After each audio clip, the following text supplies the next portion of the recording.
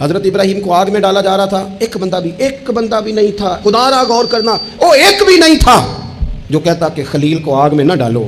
لیکن جب منجنیق تیار ہو گئی، حضرت ابراہیم کو رکھ لیا۔ کبھی تو بندے کا حوصلہ ٹوٹتا ہے نا، کبھی تو وہ کمزور پڑتا ہے، لیکن یہ نہیں پڑتے یہ خلیل اللہ ہے۔ آگ میں ڈالا جا رہا ہے، جا رہے ہیں، ہوئے حضرت جبریل امین حاضر ہو کے کہتے ہیں چلو کوئی حکم کر دیں۔ فرمانے لگے حکم تو ہے پر جبریل تیرے لیے کوئی نہیں، خدا را مسلم صحابہ سے اللہ راضی تھا، اور صحابہ بھی اپنے اللہ سے۔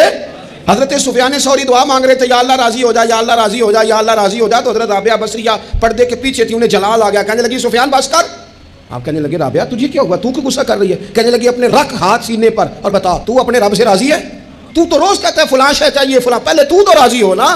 فرمانے لگی تو ہی آج تک راضی نہیں، پہلے تو کہہ مالک تو نے جس حال میں رکھا ہے میں راضی ہوں، تو راضی ہو، وہ تو کریم ہی بڑا ہے، تیرے دو آنسوؤں سے بھی راضی ہو جائے گا، تو ہی نہیں راضی ہو رہا۔ آپ ذرا اس کا ذائقہ لیں۔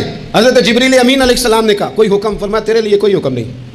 تو حضرت جبریل عرض کرتے ہیں، حضرت جبریل عرض کرتے ہیں پھر اے خلیل آپ رب سے ہی عرض کر لیں، دعا کر لیں، وہ تو کریم ہے، ابھی بارش برسائے گا، یہ آگ گئی، کوئی انتظام فرما کریں دعا۔ تو پلٹ کے دیکھا حضرت خلیل نے، ان کو منجنیق میں رکھا گیا ہے، آگ میں ڈالے جا رہے ہیں، اللہ سے دعا کر لیں۔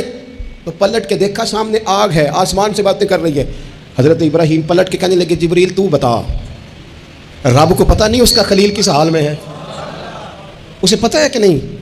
تو حضرت جبریل ہر پیغمبر کی بارگاہ میں حاضر ہونے والے عرض کرنے لگے ہاں اسے تو پتہ ہے۔ کہنے لگے جا پھر، اگر رب کی رضا یہ ہے نا کہ خلیل آگ میں جائے تو خلیل پورا تیار ہے جانے کے لیے۔ کبھی تو کہے نا، اگر اس نے بیمار کیا تو قبول ہے مجھے بیماری، اگر اس نے غریبی دی ہے تو قبول ہے، اگر نہیں اس نے اولاد دی تو قبول ہے، کبھی تو